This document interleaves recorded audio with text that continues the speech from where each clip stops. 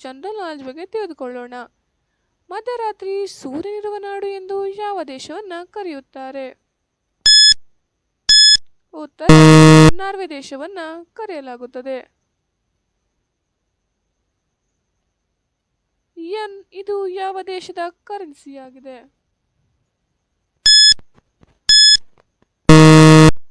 ಉತ್ತರ ಚೀನಾ ದೇಶದ ಕರೆನ್ಸಿ ಯೆನ್ ಆಗಿದೆ. ಭಾರತೀಯ ಸಂವಿಧಾನವು ಎಷ್ಟು ಭಾಷೆಗಳನ್ನು ಗುರುತಿಸುತ್ತದೆ? ಉತ್ತರ 22 ಭಾಷೆಗಳನ್ನು ಗುರುತಿಸುತ್ತದೆ. ಶಾಸಕಾಂಗಕ್ಕೆ ರಾಜಾ ರಾಮ್ ಮೋಹನ್ ರಾಯ್ ಅವರ ಕೊಡುಗೆ ಏನು? ಉತ್ತರ ಸತಿ ಪದ್ಧತಿಯ ಒಂದು ರದ್ದತಿ ಮಾಡಿರುವುದು.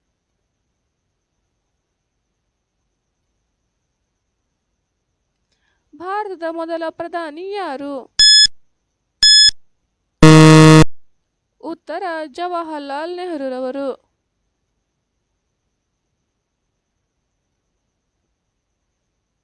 ಭಾರತದ ಅತ್ಯಂತ ಬಿಸಿಯಾದ ರಾಜ್ಯ ಯಾವುದು? ಉತ್ತರ ರಾಜಸ್ಥಾನ್.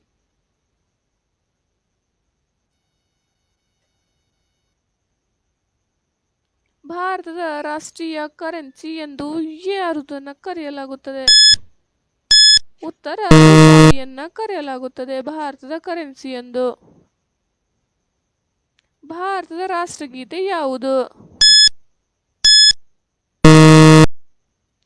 ಇದನ್ನ ನೀವು ಕಮೆಂಟ್ ಮಾಡಿ ನಮಗೆ ತಿಳಿಸಿ.